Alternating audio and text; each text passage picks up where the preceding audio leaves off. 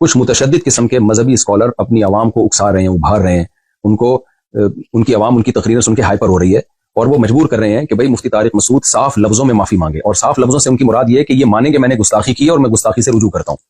تو خوب سمجھ لیں، کسی شخص پہ بدکاری اور زنا کا الزام لگ جائے، یہ الزام اتنا سنگین نہیں ہے جتنا یہ الزام سنگین ہے کہ میری طرف یہ نسبت کی جائے کہ میں نے نبی صلی اللہ علیہ وسلم کی شان میں یا قرآن کی شان میں گستاخی کی ہے۔ یہ زیادہ بڑا الزام ہے۔ زانی زنا کرنے والا کافر نہیں ہو جاتا، لیکن گستاخی ایک ایسا جرم ہے کہ اس سے انسان اسلام سے خارج ہو جاتا ہے، مرتد ہو جاتا ہے۔ میں جب 18 سال کی عمر میں مدرسے میں داخلے کے لیے آیا ہوں تو اپنے آپ کو میں نے وقف کیا دین کی خدمت کے لیے، اور پھر پیچھے ہم نے پلٹ کے نہیں دیکھا۔ تو کیا ایسا شخص یہ مان لے گا کہ میں گستاخ ہوں یا میں نے گستاخی کی ہے؟ ایک عام ادنا سا مسلمان اس لفظ سے نفرت کرتا ہے، وہ کبھی گستاخی کی نسبت برداشت نہیں کرے گا۔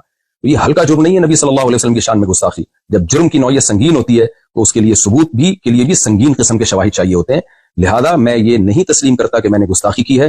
جو غلطی مجھ سے ہوئی ہے اس پہ میں معذرت کر چکا ہوں۔ طبقے کا بنیادی مقصد یہ ہے کہ میں یہ مانوں کہ میں نے گستاخی کی ہے اور پھر میں گستاخی سے معذرت کروں۔ جو غلطی مجھ سے ہوئی ہے اس پہ میں بار بار معذرت کر چکا ہوں، لیکن وہ طبقہ مسلسل دھمکیاں دے رہا ہے میرے واٹس ایپ پہ، قتل کی دھمکیاں، گستاخ اور جو فحش گالیاں دی جا رہی ہیں، سب کے نمبر بھی میں سیو کر رہا ہوں۔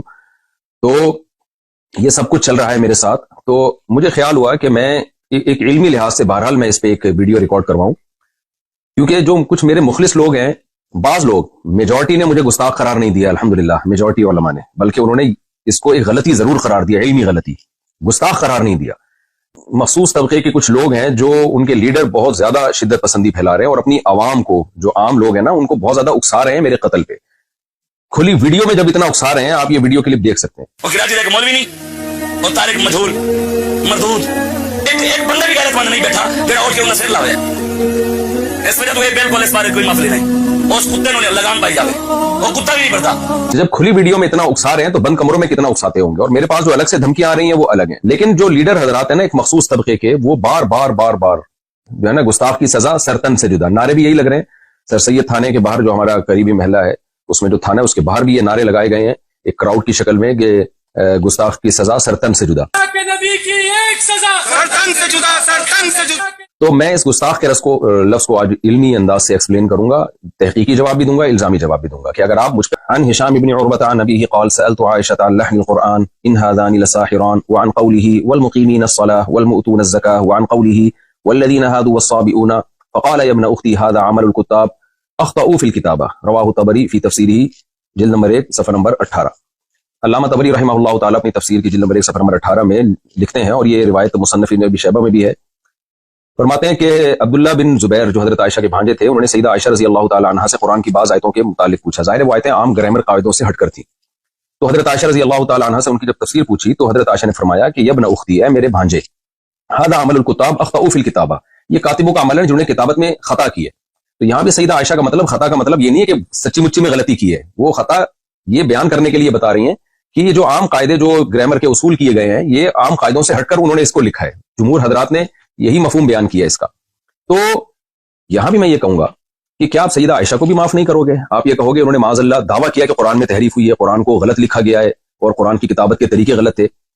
یا علامہ طبری جو بڑے مفسر ہیں، جن کو دیوبندی بھی مانتے ہیں، بریلوی بھی مانتے ہیں، اہل حدیث بھی بہت بڑا مفسر مانتے ہیں، آپ ان کو گستاخ قرار دیں گے کہ انہوں نے سیدہ عائشہ کا یہ قول نقل کیا اور پھر سیدہ عائشہ کو گستاخ نہیں؟ کیونکہ آپ لوگ تو کہتے ہیں گستاخ کو گستاخ قرار نہ دینا بھی گستاخی ہے، تو کیا معاذ اللہ آپ ان سب کو گستاخ قرار دیں گے؟ ظاہر ہے آپ یہ کہیں گے کہ ایک چیز ہے جس کو یہ اپنے الفاظ میں بیان کر رہے ہیں، اور پھر میں بار بار بتاؤں یہ سب کا امت کا اتفاق ہے، میں مفسرین کے حوالے بھی دے سکتا ہوں اور میرے پرانے بیانات بھی مل جائیں گے اس پر، کہ گرامر قرآن کی محتاج ہے، قرآن گرامر کا محتاج نہیں ہے، اس زمانے چاہیے۔ اب ہم آتے ہیں دوسرے مسئلے کی طرف، لفظ امی کی طرف۔ اس پر بھی مجھ پہ بہت زیادہ گستاخیوں کے فتوے لگ رہے ہیں کہ میں نے رسول اللہ صلی اللہ علیہ وسلم کے بارے میں یہ کہا ہے کہ آپ لکھنا پڑھنا نہیں جانتے تھے، اور کہا گیا ہے کہ یہ بھی گستاخی کی ہے۔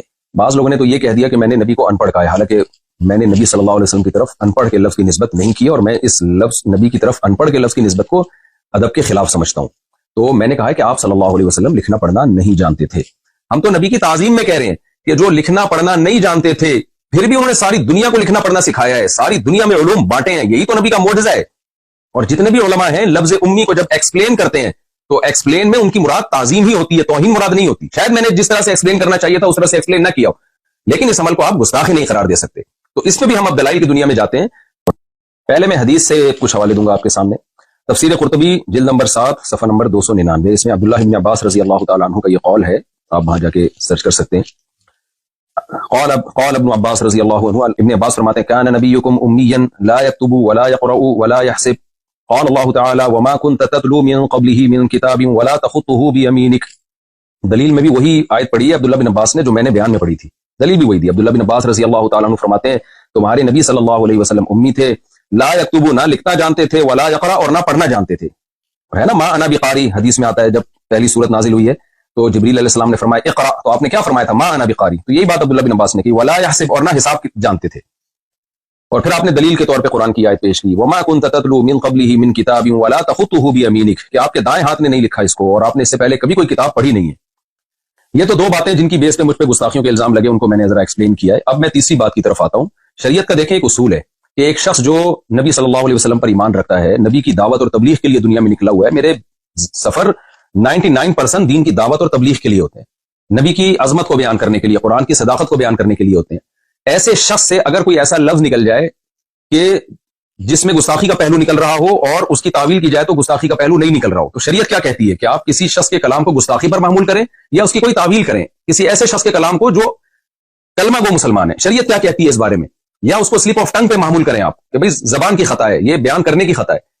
ظاہر ہے ساری دنیا کے علماء اس پر متفق ہیں کہ اس کی تعویل کی جائے گی، اس کو کافر نہیں قرار دیا جائے گا، اس کو گستاخ نہیں قرار دیا جائے گا. گستاخی کا الزام لگانا یہ بدکاری اور زنا کے الزام سے زیادہ بدتر الزام ہے.